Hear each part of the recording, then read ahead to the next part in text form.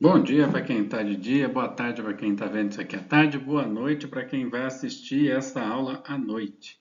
Bom, pessoal, por que que a gente vai mostrar a igreja, né, a Basílica de São Pedro, como um exemplo que tem uma aula só sobre ela? É porque é uma obra extremamente importante e que ela vai falar praticamente de todo o recorte, quase todo o recorte dessa disciplina, porque ela começa com o ideário do Renascimento, passa pelo maneirismo e chega num resultado final barroco, porque ela leva 120 anos para ser construída, além da praça que vai ser concluída depois.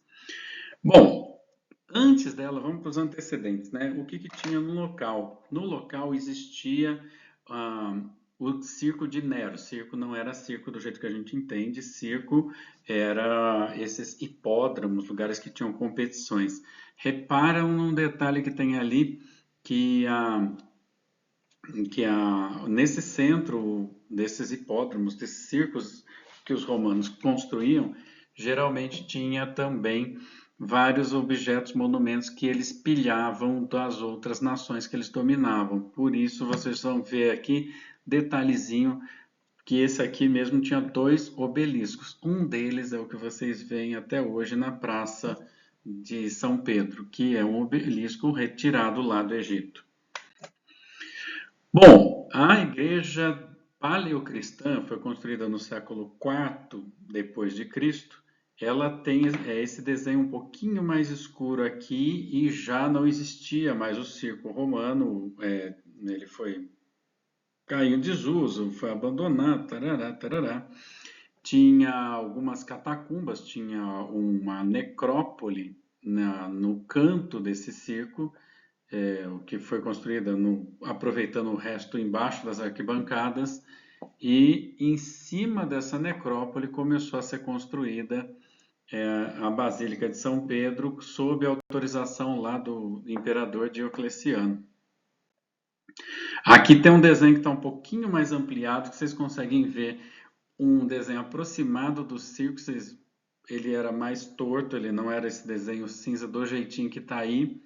Mas é importante ver que tinha duas capelas circulares que elas ficavam mais ou menos no centro da parte onde tinha as corridas.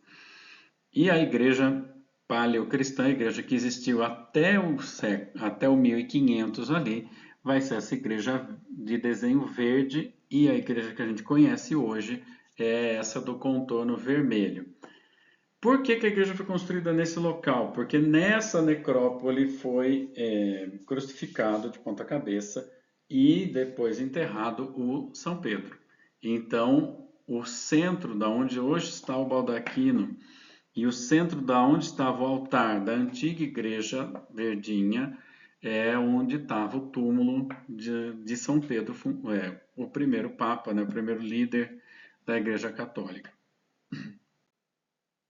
Aqui só para vocês verem tem um desenho, né, em azul, a parte mais embaixo de tudo, ainda tem os resquícios dessa necrópole, né? A igreja foi construída em cima disso, dá para ver o tamanho dela em relação ao que tem embaixo hoje.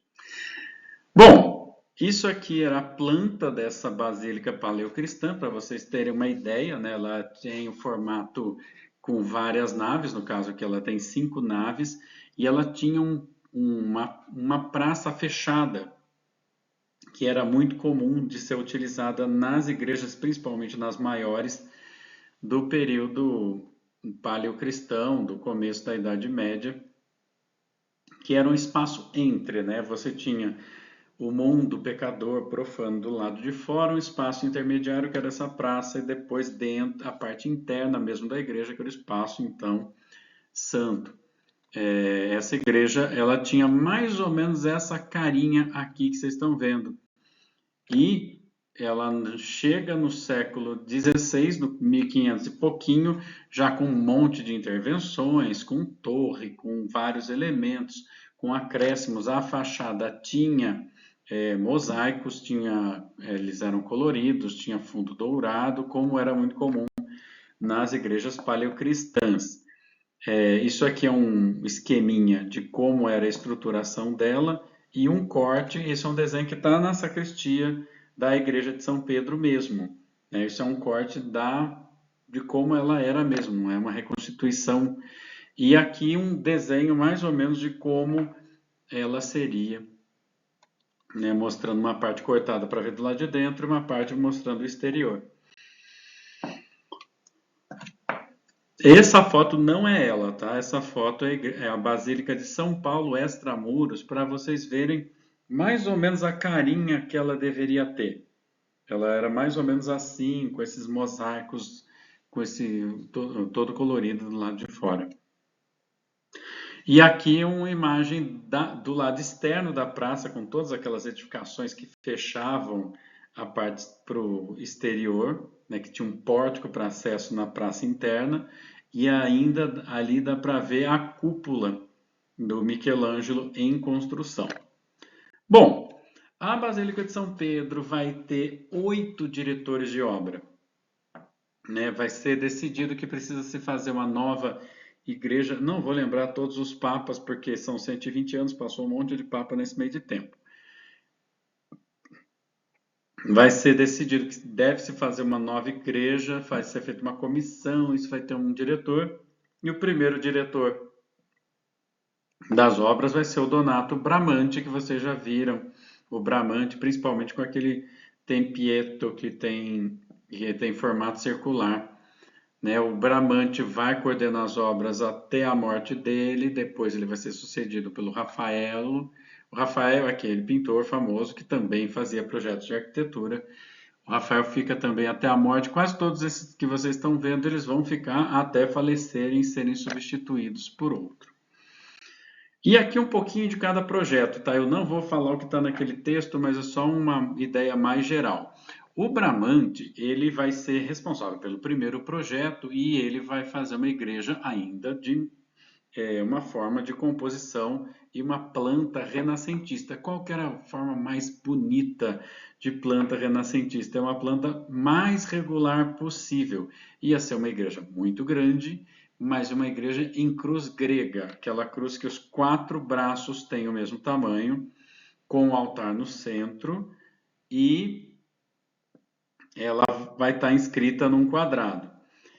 Essa igreja dele teria torres nos 4 cantos que seriam um pouquinho mais baixinhas e a cúpula seria o grande destaque da igreja. Né? Aqui tem, só para vocês verem, tem o desenho da igreja paleocristã, uma sombra embaixo, vocês conseguem ver o desenho da basílica, como ela ficaria ali. E no outro está ao contrário, é o desenho do Bramante, um croquis que restou, não sobrou desenho dela inteira do Bramante, tem só resquícios, pedaços de desenho. E também dá para ver o levantamento da basílica paleocristã nesse desenho aqui dele. Bom, a igreja do Bramante seria essa igreja com quatro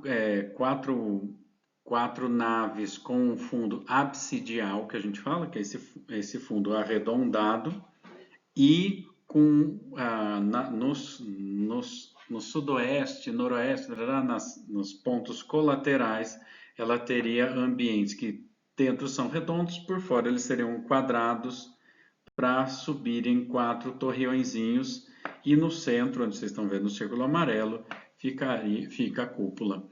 Então ela não teria uma fachada destacada muito grande.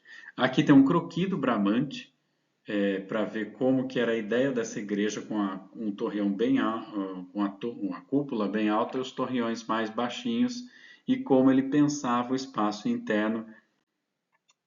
Tem até uma moeda que foi cunhada uma época no Vaticano que tinha o desenho de como ficaria a igreja pelo croquis do Bramante. O Bramante vai falecer, ele vai ser substituído pelo Rafael. Né? O Rafael, quando o Bramante falece, a igreja não tinha conseguido construir tudo, ela tinha conseguido demolir o fundo da basílica antiga e fazer praticamente o miolinho, que é a estrutura para subir o tambor da cúpula e o começo das naves, das 4 naves. Mas elas nem estavam fechadas, tem desenhos que mostram que ainda estavam os arcos abertos gigantes e a igreja estava usando só a metade da frente da Basílica Paleocristã, enquanto as obras aconteciam na parte posterior da antiga basílica para construir a nova. O Rafael vai manter a ideia do Bramante, mas pensar em torres mais altas e uma cúpula um pouco mais larga, né? Mas também, provavelmente não tem nada que registra isso, por pedido do Papa, ele vai alterar principalmente a parte da frente da igreja, né? O Papa daquele período pediu para o Rafael, provavelmente ele pediu para o Rafael fazer a igreja com uma área maior, então o Rafael ocuparia, né, no desenho dele, ele vai puxar a igreja para ocupar quase toda a área aonde ficava a nave inteira da Basílica Paleocristã, e ela vai ficar mais longa e vai ganhar vai ficar quase o dobro da área para abrigar mais gente. Também ele abandona a ideia daqueles torreões baixinhos, pode ver que eles somem nas quinas aqui, e vai pensar em duas torres mais altas na frente mesmo, na lateral. Depois ele vai falecer também. Ele morre muito novo, ele morre com 37 anos, coitado. Ele vai ser substituído pelo Baldassare Peruzzi, que também a gente já viu o projeto dele, e pelo Antônio da Sangalo. Eita, o desenho dele está invertido, tá? O Peruzzi é o de baixo e o Sangalo é o de cima. Nessa época vai ser criado além do arquiteto-chefe, vai ser criado um cargo de vice-chefe, que é o que vai ser assumido pelo Sangalo.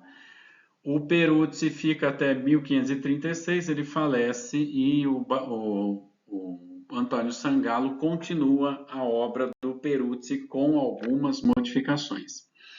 O Peruzzi acha que aquela igreja perde, né, longa, que o Rafael pensou, perde muito da ideia de unidade, de perfeição, de regularidade que se pensava no Renascimento e ainda no maneirismo.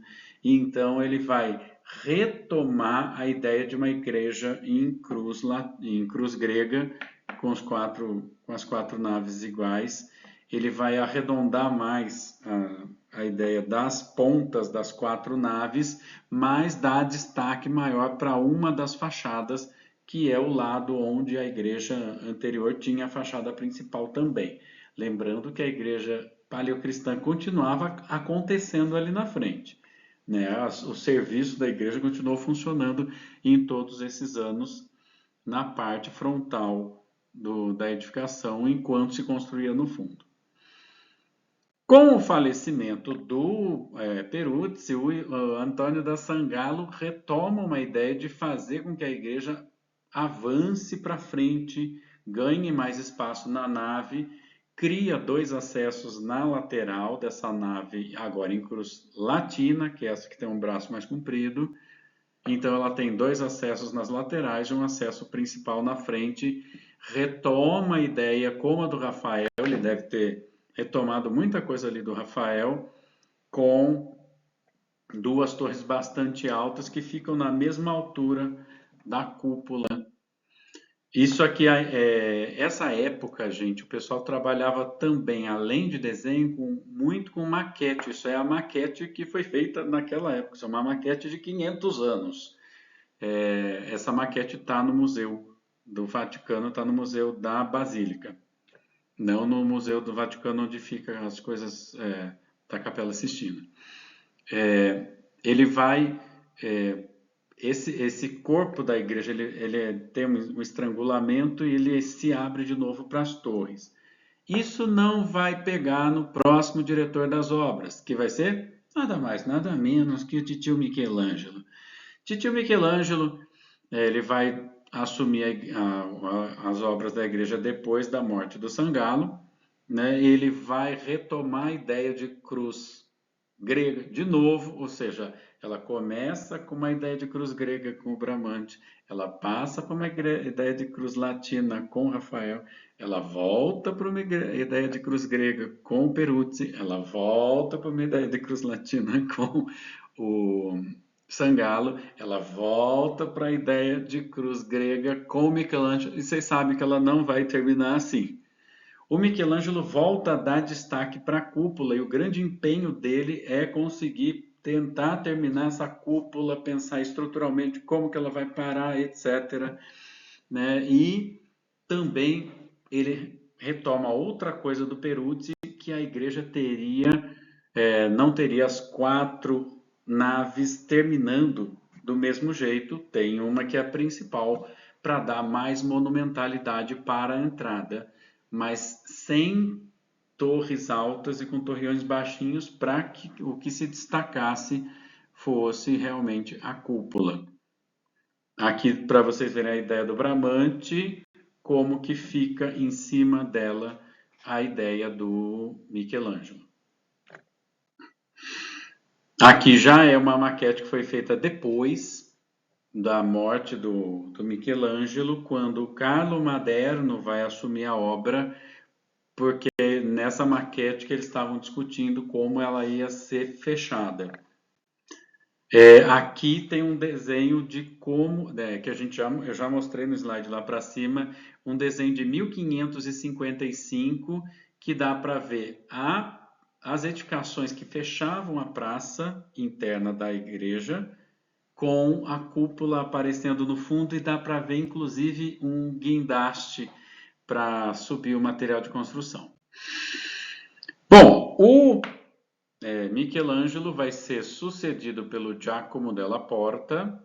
O Giacomo della Porta vai ser nomeado arquiteto-chefe e ele não vai fazer grandes modificações. Giacomo della Porta, lembre-se, é o cara que termina a obra daquela igreja dos jesuítas, que começa com Giacomo Vignola e depois é concluída por ele. Ele se empenha e fala assim, a gente precisa pelo menos fechar essa cúpula, e ele vai fazer alteração no desenho do Michelangelo. Voltando um pouquinho, mostrando aqui, o Michelangelo desenhou a cúpula, uma cúpula semisférica, que a gente chama de cúpula de meia laranja. E o Giacomo della Porta, já tendo aprendido com casos bem anteriores, que é do século XV, né, da cúpula do Brunelleschi lá em Florença, ele vê assim, é melhor a gente dar uma esticada nessa cúpula para ela funcionar melhor. Além de tudo, a gente ainda valoriza a cúpula, ela vai ter mais destaque. No final, o elemento mais alto que a igreja tem até hoje é essa cúpula, pensada pelo Michelangelo, mas o Giacomo della Porta só mantém o desenho do Michelangelo, praticamente dá um stretch, ele dá uma esticada, mas a composição das janelas, da forma dos gominhos, tudo, a forma como era o desenho do lanterninho, isso ele mantém tudo. Ele só muda o formato mesmo da curvatura do teto. A cúpula chega hoje a 133 metros de altura. Divide por 3, vocês vão ver um prédio de quantos andares dá isso. Dá um prédio de mais de 30 andares. Para vocês terem uma ideia, a igreja mais alta do Brasil é a Catedral da Sé de São Paulo. Ela tem 92 e ela é alta. É muito alta. Bom, aqui é uma reconstituição por algum tipo de inteligência artificial, mostrando a Basílica Paleocristã ainda na frente, né, fechada lá a parede, funcionando com metade do prédio, enquanto aparece a cúpula. E é legal porque esse desenho em escala, né, uma reconstituição muito melhor que aqueles desenhos a lápis do século XVI, dá uma noção muito melhor de como a igreja atual é muito maior que a anterior, que já era uma igreja grande. Bom, aqui é só para mostrar que ao final aquela cúpula projetada pelo Michelangelo, esticada pelo Giacomo della Porta, é a cúpula que vai chegar aos dias de hoje. Então a cúpula que vocês veem lá é metade Michelangelo, metade Giacomo della Porta. Giacomo della Porta, como todo ser humano, vai morrer, um dia todos nós vamos, né? e ele vai ser substituído pelo Carlo Maderno, né? O Carlo Maderno vai ser o cara que vai tomar a igreja, ele vai retomar uma ideia, provavelmente também por pedido do Papa, de que a igreja abranja uma área maior para abrigar mais gente. E aí ele vai fazer com que a igreja avance por todo o corpo da antiga basílica que tinha ali, que é essa que vocês acabaram de ver. Vai retomar, ele vai retomar o desenho parecido com o desenho do Rafael. E a fachada que a gente vê hoje é a fachada do Carlo Maderno. Então, praticamente, a cúpula que a gente vê é a do Michelangelo, um pouquinho esticada pelo Giacomo della Porta, e a fachada é a do Carlo Maderno. Eu acho muito legal esse desenho, porque mostra, tem uma reconstituição da igreja em construção, com as paredes mais grossas, e o cotoco da igreja que tinha sobrado, e essa perspectiva um pouco torta, mostrando a igreja já construída, com telhado, com a cúpula, e o cotoco e a remendeira de prédio que tinha ainda na frente dela, que ainda era resquício da Basílica Paleocristã, que era o que estava funcionando ainda. Nesse momento eles já podiam abrir para a parte de dentro, porque dava para usar, porque agora ela tinha teto, né? A parte nova. E o Giacomo della Porta vai criar coisas que não tinham nos projetos anteriores, tipo sacristia. A igreja precisa de sacristia, não tinha sacristia ainda, só na parte velha, né, na parte paleocristã. Ele pensa a igreja com umas torres baixinhas, elas não chegaram a ser executadas, tem desenho dela, mas é um desenho imaginado. Então a fachada dela teria duas torres na lateral. Ele teve que pegar o pepino de assim, qualquer projeto que fosse feito ia ser criticado depois de ter uma coisa do Michelangelo. Então ele tentou fazer com que as torres ficassem bem afastadas do corpo principal para que a cúpula, que era o grande destaque da igreja, não ficasse interrompida ou perdesse destaque com torres ou altas ou muito atochadas no centro. Então ele faz as torres bem afastadas mesmo, é um corpo lateral quase separado da igreja. Né? E como vocês veem, a nave avança bastante para frente. Só um detalhe, é na época do Carlo Maderno que o obelisco vai ser retirado da lateral dos resquícios do antigo circo do Nero, que ele ficou lá quietinho na dele durante 1000 anos quase, enquanto estava ali no circo. Ele ficou na lateral da igreja, tem desenhos que mostram o alçado lateral e ainda o obelisco aparece lá. E aí, em 1588 para 89, é feito todo um trabalho de tirar ele do lugar, carregar, estruturar todo ele com uma estrutura de madeira para ele não quebrar, levar até o pátio que tinha na frente da igreja, que não tinha nada ainda, e fazer todo esse trabalho. Esse desenho mostra um monte de carroça, cavalo e um puta sistema de polias e cordas para conseguir levantar o bonitão. Aqui é um sistema que o Domenico Fontana desenhou para levantar um obelisco. Isso aqui é uma pintura que já mostra o obelisco na frente da igreja, mas é uma pintura idealizada. É do tipo, vai ficar assim, porque ela nunca teve essas duas torres aí projetadas pelo Maderno, tá? E ela acabou ficando com esta carinha que vocês estão vendo aqui nessa foto, ainda sem a praça que vai ser projetada posteriormente. E isso é toda a trajetória que acontece em 120 anos, né? O Papa vai inaugurar ela aproveitar para marcar a inauguração da Basílica com a fachadinha do Carlo Maderno toda pronta realmente, no dia que se completou 126 anos do lançamento da pedra fundamental dela. E nesse meio de tempo só passou simplesmente 7 pessoas dirigindo a obra.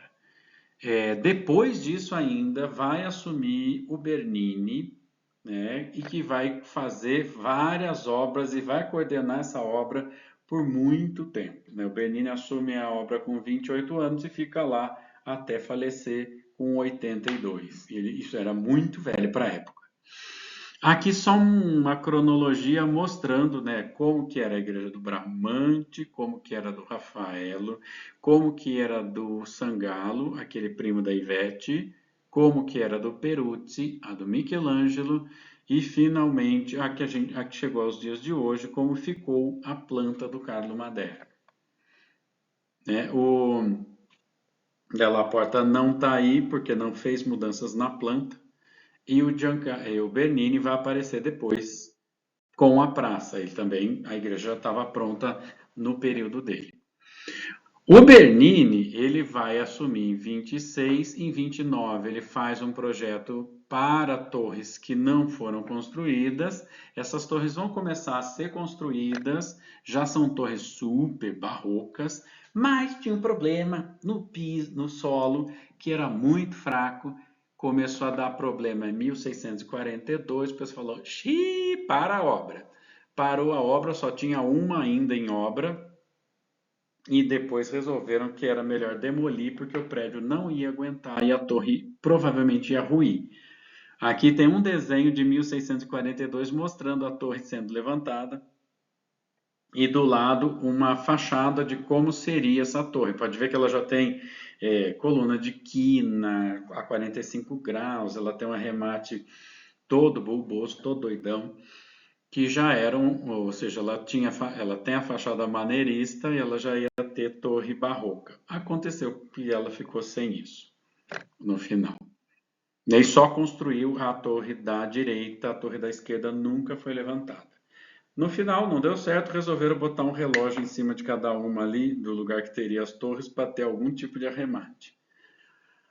E aí, finalmente, vem a grande obra do Bernini, que é essa obra genial, que é a Praça de São Pedro. Era um pátio que estava gigante. Se a gente voltar, não vai dar para voltar aqui na gravação do vídeo, mas se a gente voltar, a fachada da igreja está batendo com praticamente o começo da Praça da Antiga, ela é muito grande. E tinha um espaço muito grande na frente, o obelisco já estava instalado, centralizado com a igreja, a não sei quantos metros de distância. O Bernini tem incumbência, a pedido do Papa, de que tivesse um espaço intermediário, que tivesse uma praça bem grande para abraçar a população e que tivesse um espaço intermediário nessa praça entre ela e a igreja para criar um espaço de preparação para adentrar na igreja. Tem duas coisas muito legais que tem nesse projeto do Bernini, ele cria uma praça elíptica para ampliar o espaço. Essa praça, o acesso dela se dava vindo do Rio por duas ruas. Hoje tem uma avenida que foi aberta pelo Mussolini, a gente vai mostrar ali na frente. E o Bernini não era para ter essa abertura super grande na frente da praça. Era para ter duas aberturas menores e essa colunata continuaria com mais um corpo ajudando a fechar isso aí.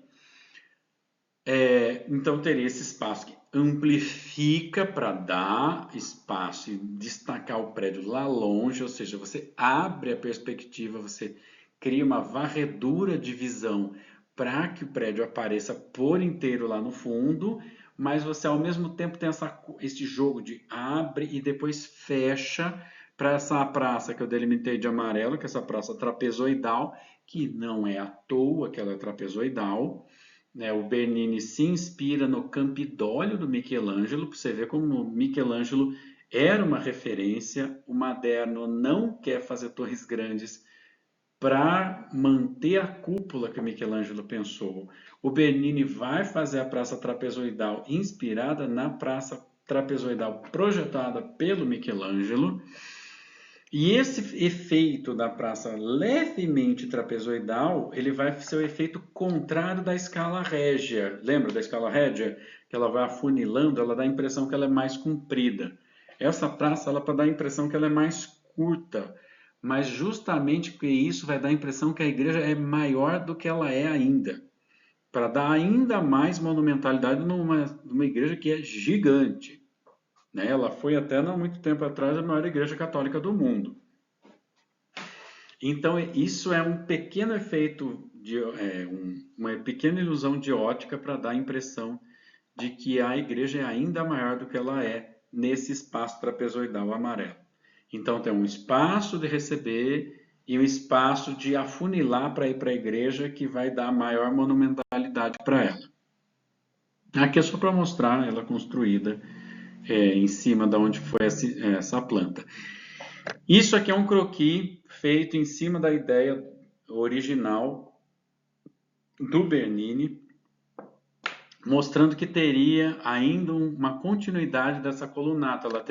Ela seria vazada em duas partes, ela teria dois espaços, e todo esse corpo do centro não foi feito. Porque era justamente para ter essa coisa de esconde, mostra, aperta e amplia. Então, as duas ruas que davam acesso para lá, eram mais ou menos paralelas, elas levariam para essas duas entradas que desembocariam nessa praça gigante, que abriria o campo visual para dar o efeito de oh, que espetáculo para a praça. Mas isso aí não foi feito, e aí a gente vai ver que o que vai acontecer no século XX vai ser a abertura da Avenida da Conciliação, que é essa avenida que vai até o Rio Tibre, né, que liga até o lado de lá e que cria essa perspectiva que é muito bonita, mas não é a perspectiva que o Bernini pensou, que o Papa pensou e que a lógica barroca pensou. Essa praça que tem logo depois da praça elipsoidal do Bernini, que é uma praça também trapezoidal, que embica lá para a avenida, essa praça também é moderna, é dos anos 40, desse projeto da abertura da Avenida da Conciliação. Aqui eu vou passar mais rápido, que aqui é só para mostrar que a avenida, antes da avenida, você tinha essa pequena praça aqui ainda e teria, né, aquele fechamento da colunata na frente. Essas duas ruínas laterais dariam direto nas aberturas dessa colunata. E essas ruas tinham esse efeito de comprime e amplia a visão. Né? Quando o Mussolini, com o Piacentini, o arquiteto preferido dele, resolveram fazer essa abertura da avenida, se perde muito essa noção de comprime e expande da lógica barroca da praça. Aqui já tem a avenida, depois de demolirem as edificações no meio do caminho dessa quadra que foi toda arrasada no meio.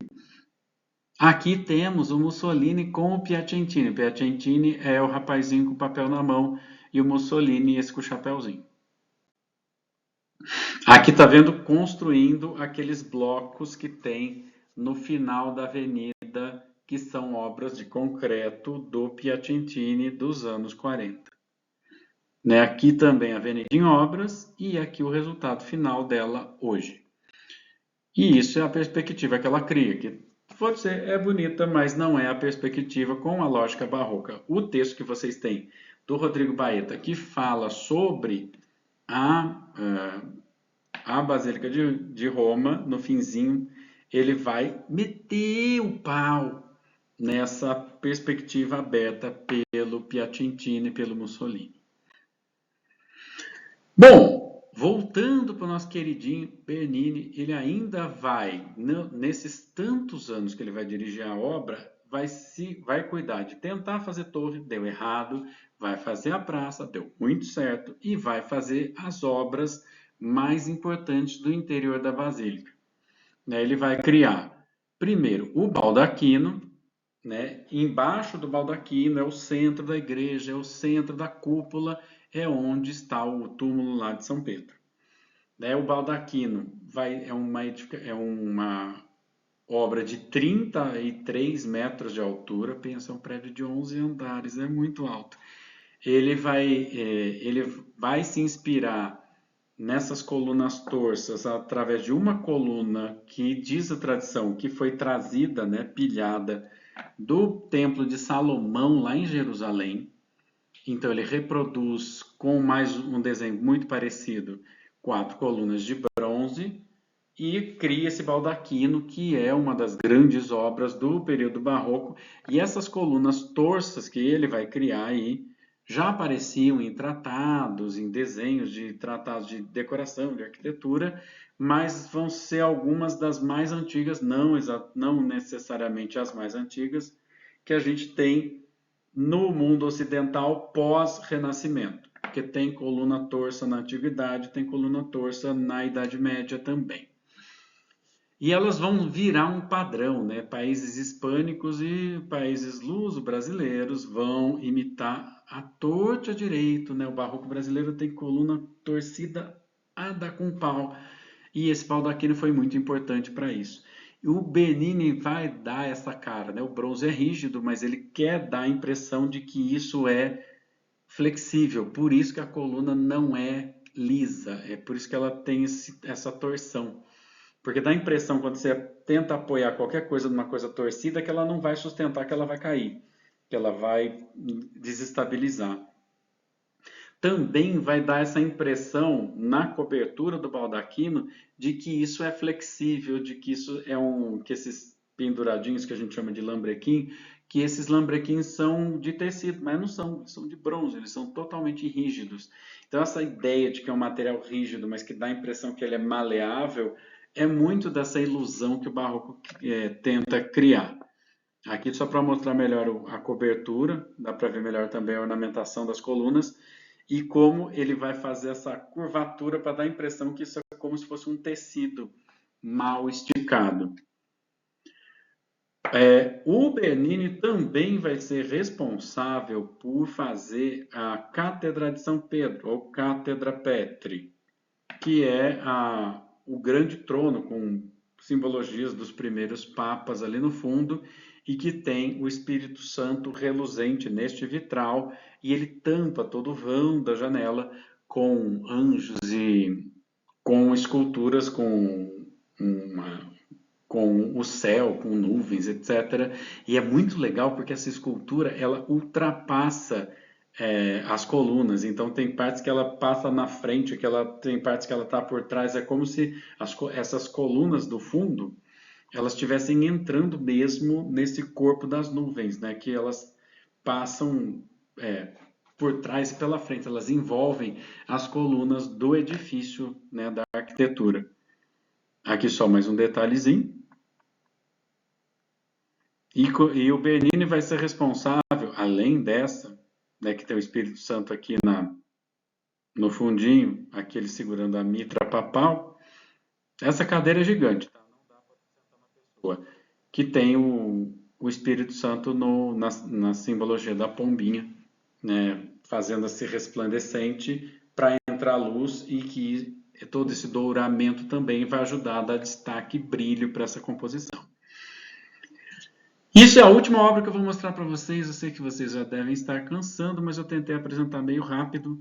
Isso é uma obra que ele vai fazer para o Papa Alexandre VII. É um túmulo, mas é um túmulo tão legal que ele vai fazer a representação, que tem o Papa rezando lá em cima e vai ter as virtudes cristãs, que vocês vão ver a caridade segurando uma criança, tem a fé segurando uma cruz e eu não vou lembrar as outras, tá? Na hora que do outro slide, acho que eu escrevi. E embaixo disso tem uma alegoria da morte, que é muito interessante, que ela está tentando levantar esse pano, né, que está segurando ela aqui, que a morte é uma caveira alada segurando a ampulheta, dizendo que o tempo é implacável, passa para todo mundo, que ela vai chegar um dia de qualquer forma. Né, aqui está mostrando só alguns detalhezinhos da escultura para que dê para ver um pouquinho melhor, tá vendo? Já esqueci qual das virtudes é essa que está segurando o solzinho. Tá, essa eu sei que é a caridade que está segurando uma criança. Mas aqui também mostra muito movimento, uso de aqui tem uso de duas pedras e mais de duas, né? O pedestal do Papa é um mármore verde, depois tem um mármore marrom, uma cor de rosa, mármore branco, outras pedras negras escuras e A escultura da caveira da morte ainda também é de bronze, então usa vários materiais para criar esses efeitos com várias cores e tem muito movimento e muitas alegorias, que isso é muito comum no barroco. Isso é uma das obras-primas também do Bernini, está numa das laterais das naves da igreja. É aqui mostrando um detalhezinho da caveira tentando tirar o pano da cara dela, né, segurando a ampulhetinha, falando: o tempo passa. Como diria Olavo Bilac, o tempo dizima mais que a fome, a guerra e as pestes. Ele é implacável.